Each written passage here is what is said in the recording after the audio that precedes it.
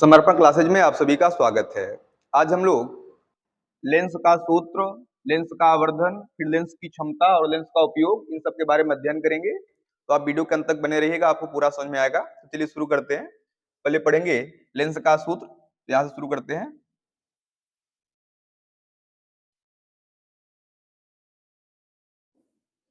तो चलिए,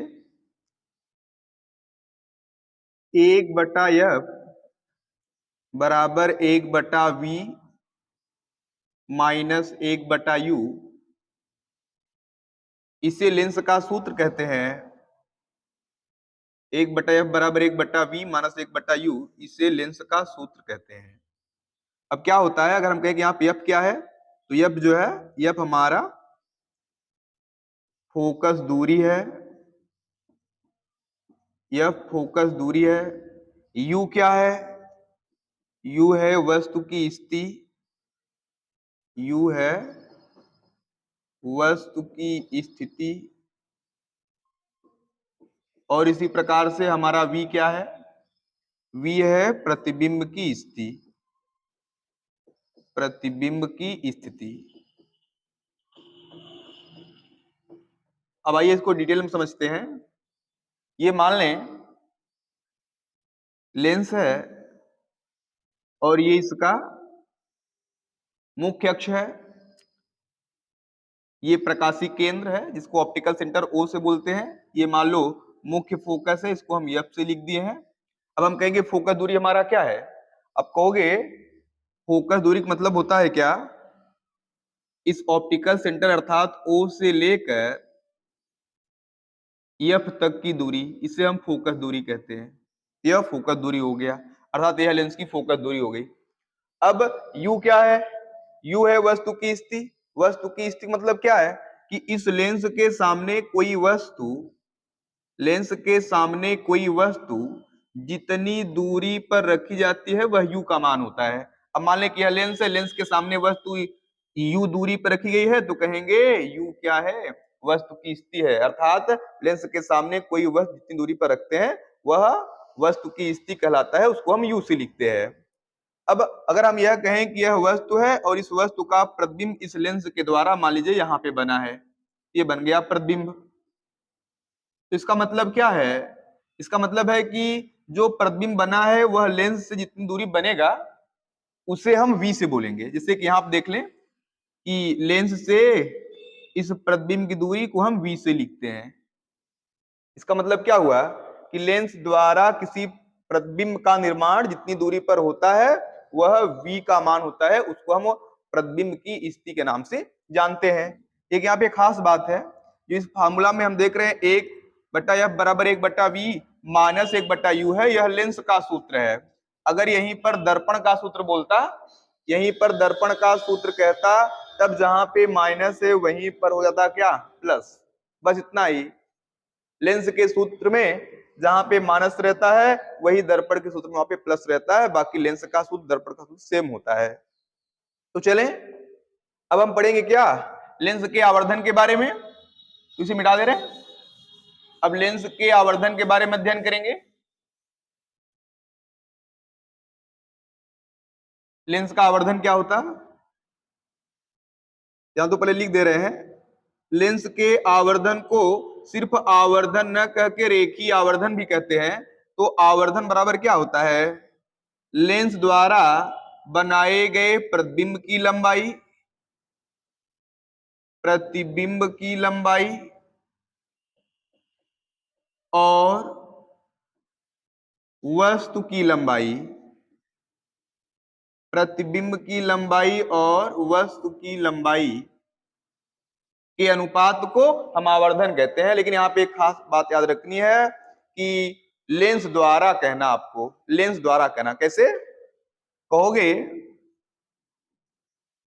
आवर्धन बराबर क्या होता है, लेंस द्वारा बनाए गए प्रतिबिंब की लंबाई और वस्तु की लंबाई दोनों का अनुपात आवर्धन या रेखीय आवर्धन कहलाता है। तो हम आवर्धन को चूंकि इंग्लिश में मैग्निफिकेशन कहते हैं, इसलिए आवर्धन को मैग्निफिकेशन वर्ड से देखें तो यहाँ पे पहला लेटर कौन है, यम। तो हम आवर्धन को यम से लिखते हैं और यम का जो मान होता है वह h डैश बटा एच होता है, जहां पे एच डैश क्या है, एच डैश है प्रतिबिंब की लंबाई और एच क्या है हमारा वस्तु की लंबाई। तो आवर्धन को हम यम से लिखते हैं, क्योंकि आवर्धन का इंग्लिश क्या है, मैग्निफिकेशन, और मैग्निफिकेशन यम का जो मान होता है एच डैश बटे एच होता है, जहां पे एच डैश हमारा कौन है, प्रतिबिंब की लंबाई, और एच क्या है, वस्तु की लंबाई है। अब क्या होता है, जो यम बराबर एच डैश बटे एच है, यही यम जो है, यही यम हमारा v बटा यू के भी बराबर होता है, v बटा यू के भी बराबर होता है। तो चूंकि हम देख रहे हैं कि यम का मान एच डैश बटा एच के भी बराबर है और इस यम का मान v बटा यू के भी बराबर है, तो अगर इन दोनों को एक साथ लिखे तो हम ऐसे लिख सकते हैं कि जो यम का मान होगा वह एच डैश बटा एच और बराबर v बटा यू के होगा। ये यम का फार्मूला हो गया, अर्थात आवर्धन या रेखीय आवर्धन का फार्मूला हो गया। अब हम क्या देख रहे हैं, यहाँ पे यम का मान जो है एच डैश बटा एच के भी बराबर है और v बटा यू के भी बराबर है। तो क्या होता है, अगर आप, ये तो लेंस की बात हो गई, ये लेंस के आवर्धन का सूत्र है।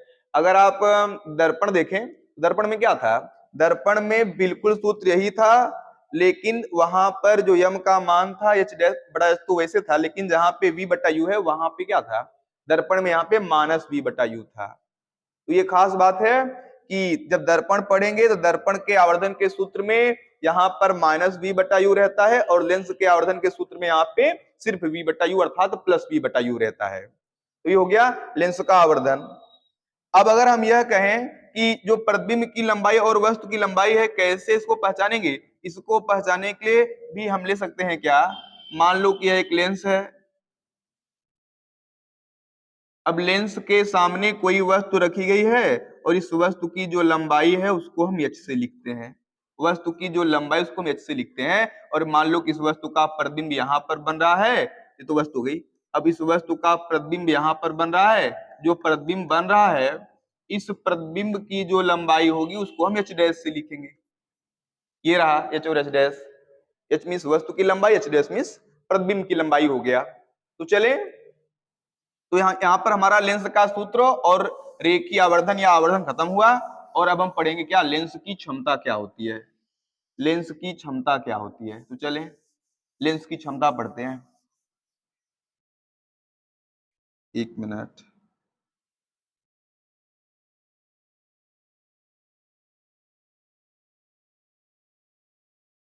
लेंस की क्षमता क्या है, देखिए किसी लेंस द्वारा प्रकाश की किरण को अभिसरित अथवा अपसरित करने की जो क्षमता होती है उसे उस लेंस की क्षमता कहते हैं। कहने मतलब क्या है, यहाँ पे हम सवाल, यहाँ पे इसका परिभाषा लिख दे रहे हैं, किसी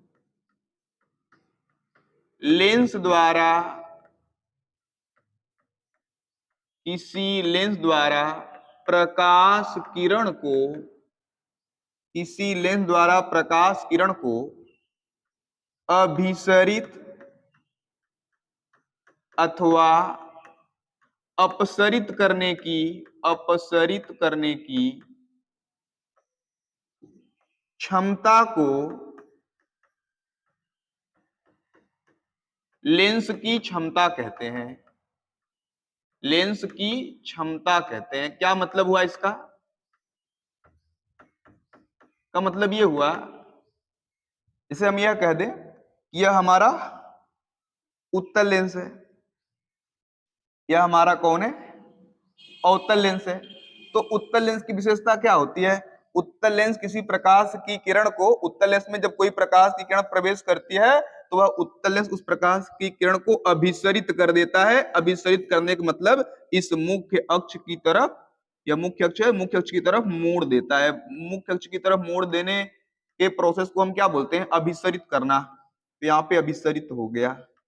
तो उत्तल लेंस की विशेषता क्या होती है, उत्तल लेंस के अंदर जो भी प्रकाश की किरण प्रवेश करती है, उत्तल लेंस उस प्रकाश की किरण को अभिसरित कर देता है, अर्थात अपने मुख्य अक्ष की तरफ मोड़ देता है। अब क्या होता है, यह अवतल लेंस है, अवतल लेंस का यह मुख्य अक्ष हो गया। अवतल लेंस की विशेषता क्या होती है, अवतल लेंस की विशेषता है कि अवतल लेंस के अंदर यदि कोई प्रकाश की किरण प्रवेश कर रही है तो अवतल लेंस उसको इस मुख्य अक्ष से दूर इस प्रकार से फैला देता है, और फैलाने के प्रोसेस को हम बोलते हैं अपसरित कर रहा है। तो इसका मतलब क्या हुआ, जो हमारा उत्तल लेंस होता है, उत्तल लेंस के अंदर प्रवेश करने वाली जो किरणें होती हैं, उत्तल लेंस उस किरण को अपने मुख्य अक्ष की तरफ अभिसरित कर देता है, अर्थात मोड़ देता है। उसके बाद हम देख रहे हैं कि अवतल लेंस में क्या होता है, अवतल लेंस में जो प्रकाश की किरण प्रवेश करती है, अवतल लेंस उस प्रकाश की किरण को मुख्य अक्ष से दूर फैला देता है, अर्थात दूर फैलाने को बोलते हैं अपसरित कर रहा है, मुख्य अक्ष के पास लाने को बोलते हैं अभिसरित कर रहा है। इसका मतलब क्या हुआ, इसका मतलब यह हुआ कि चाहे वह उत्तल लेंस हो या अवतल लेंस, लेंस कोई भी हो, किसी भी लेंस के द्वारा प्रकाश किरणों को अभिसरित अथवा अपसरित करने की जो क्षमता होती है, उसे उस लेंस की क्षमता कहते हैं। अब इसको हम इस प्रकार से भी कह सकते हैं कि किसी लेंस के द्वारा किसी प्रकाश किरण को जितना अधिक मोड़ दिया जाएगा, उस लेंस की क्षमता उतनी अधिक होगी। और अगर कोई लेंस है प्रकाश की किरण को कम ही मोड़ रहा है, अर्थात वो कम ही अभिसरित अथवा अपसरित कर रहा है, तो उस लेंस की क्षमता क्या होगी, कम होगी। इस प्रकार से हम समझ सकते हैं। तो अगर फाइनल करें, एक बार फिर से बोलें तो क्या बोलेंगे कि किसी लेंस के द्वारा प्रकाश की किरण को अभिसरित करने अथवा अपसरित करने की जो क्षमता होती है, वह उस लेंस की क्षमता कहलाती है। अब बात आती है लेंस की क्षमता का मान हम कैसे निकालेंगे, लेंस की क्षमता का मान कैसे निकालेंगे, तो इसको मिटा दे रहे हैं। लेंस की क्षमता का मान निकालना बहुत आसान है। पहली बात तो लेंस की क्षमता को इंग्लिश में पावर बोलते हैं, तो पावर को हम लिखते किससे हैं, पावर को हम P से लिखते हैं।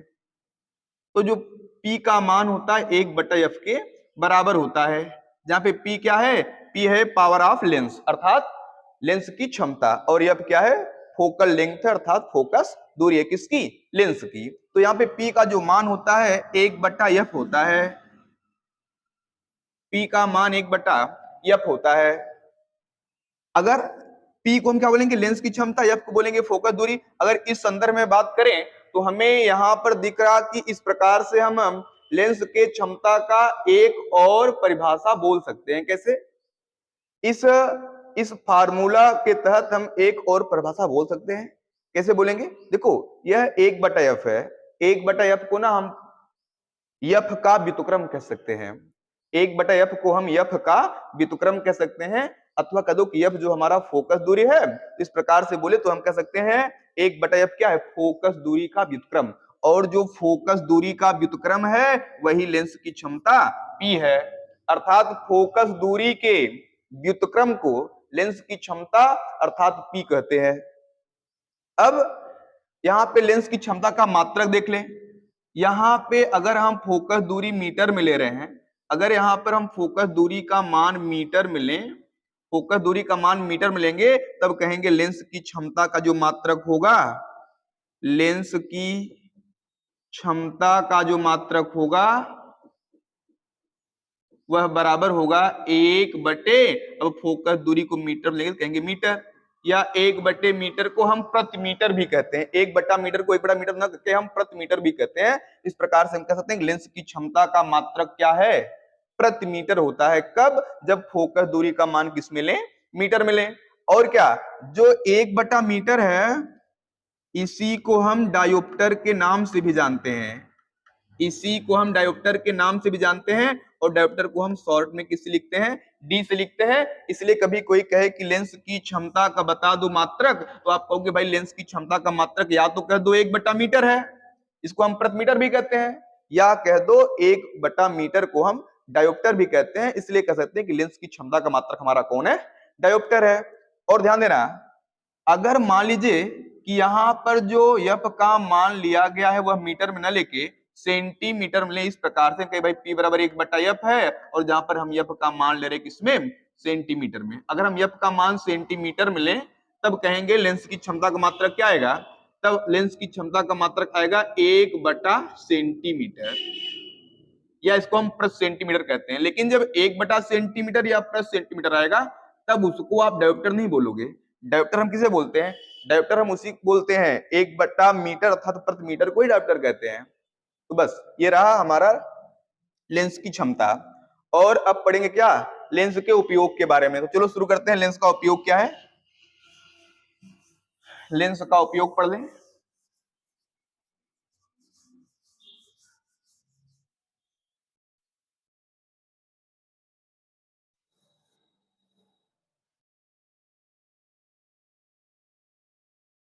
तो पहली बात,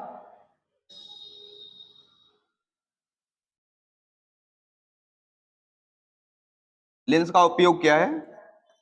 पहली बात तो क्या होता है कि मनुष्य के नेत्र में जो निकट दृष्टि दोष, दूर दृष्टि दोष, ये सब उत्पन्न होते हैं, इन दोषों के निवारण के लिए जो चश्मा लगाया जाता है, उस चश्मे में लेंसों का उपयोग किया जाता है।